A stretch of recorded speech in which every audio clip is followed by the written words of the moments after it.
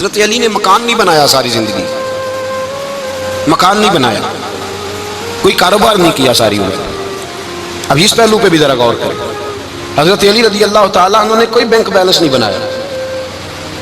صحابہ کرام علیہم رضوان فرماتے ہیں بڑے بڑے رشتے آئے سیدہ فاطمہ کے لیے، بڑے بڑے امیر کبیر لوگوں، حضور نے فرمایا میں رب کے فیصلے کا انتظار کر رہا ہوں۔ ایک دن تینوں یار ان لوگوں کا خلوص دیکھے مولا علی کے ساتھ، حضرت ابوبکر، حضرت عمر، حضرت عثمان۔ حضرت علی ایک یہودی کے باغ میں مزدوری کر رہے تھے تو وہاں گئے اور جا کے کہا علی تو حضور سے سیدہ فاطمہ کا رشتہ کیوں نہیں طلب کرتا؟ تو حضرت علی کہنے لگے بھائیو نہ مکان ہے نہ گھر ہے نہ کچھ ہے، رشتہ کیسے مانگ لوں؟ کہا تو جا تو صحیح، ہمیں تو لگتا ہے رسول پاک تیرا انتظار کر رہے ہیں۔ مولا علی شیر خدا کہتے ہیں میں گیا اور جب میں حضور کی بارگاہ میں گیا تو انہوں نے مجھے تیار تھے نا، تیار کر کے بھیجا، مجھے لفظ بھی سکھائے کیا کہنے ہیں، لیکن جب میں وہاں پہنچا نا تو میرے اندر طاقت ہی ختم ہو گئی بولنے کی۔ سلام لے کے تو حضور کے پاس بیٹھ گیا، حضور نے فرمایا علی کیسے آئے ہو؟ تو میں خاموش، پھر پوچھا کیسے آئے ہو؟ میں خاموش، پھر پوچھا کیسے آئے ہو؟ میں خاموش۔ کہتے دلوں کا حال جاننے والے رسول نے فرمایا علی فاطمہ کے لیے آئے ہو؟ فاطمہ کے لیے آئے ہو؟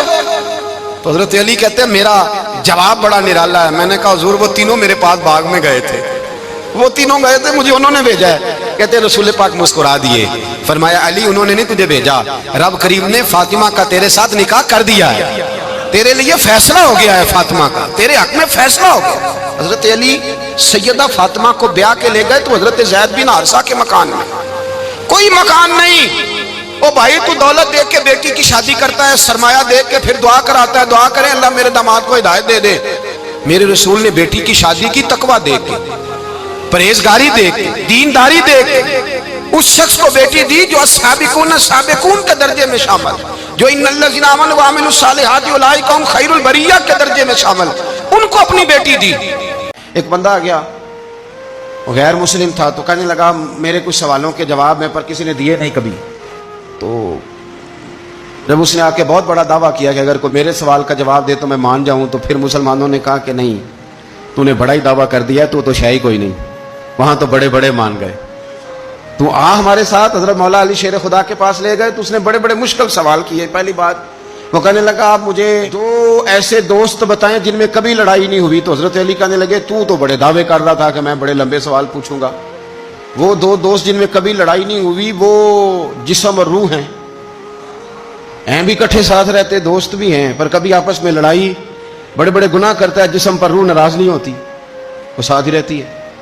اس کی آنکھیں کھل گئیں، اس کو تو کبھی جواب ہی نہیں ملا تھا۔ کہنے لگا اچھا وہ دو ایسے دوست پھر بتائیں جن میں کبھی صلح نہیں ہوئی۔ تو فرمایا وہ موت اور حیات ہیں، جب موت آتی ہے تو پھر زندگی باقی ان کی صلح نہیں ہو سکتی، اکٹھے رہ ہی نہیں سکتے۔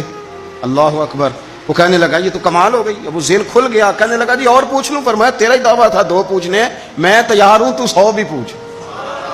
کہنے لگا وہ بی بی جس نے چند لمحوں میں بچہ پیدا کر دیا، فرمایا یہ بھی کوئی مشکل بات ہے؟ وہ حضرت مریم ہے، 1 منٹ میں حاملہ ہوئی تھی، اگلے منٹ میں اللہ تعالیٰ نے انہیں تھوڑی سی تکلیف سے گزارا اور اگلے منٹ میں حضرت عیسیٰ پیدا ہو گئے، کوئی مشکل بات ہے؟ کہنے لگا جی وہ دو چیزیں جو حرکت نہیں کرتی، فرمایا یار جلدی پوچھ، ٹائم نہ ضائع کر، جلدی پوچھ۔ وہ دو چیزیں جو حرکت نہیں کرتی وہ زمین آسمان ہے۔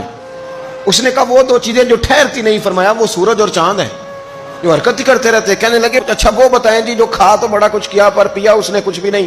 تو حضرت علی فرمانے لگے وہ حضرت موسیٰ علیہ السلام کا عصا ہے، جادوگروں کے سانپ سارے ہی کھا گیا پر پانی کا گھونٹ بھی نہیں پیا۔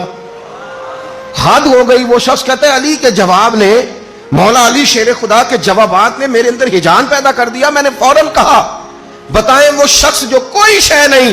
تو حضرت علی کہنے لگے جو میرے نبی کا کلمہ نہ پڑھے وہ کوئی شے نہیں۔ کہنے لگے وہ بتائیں جو بڑی شے ہو۔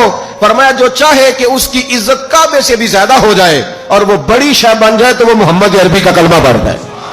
کافر کوئی شے نہیں اور مومن ہے بڑی شے۔ اس نے ہاتھ آگے بڑھایا، کہنے لگا پھر پڑھائیے مجھے بھی کلمہ۔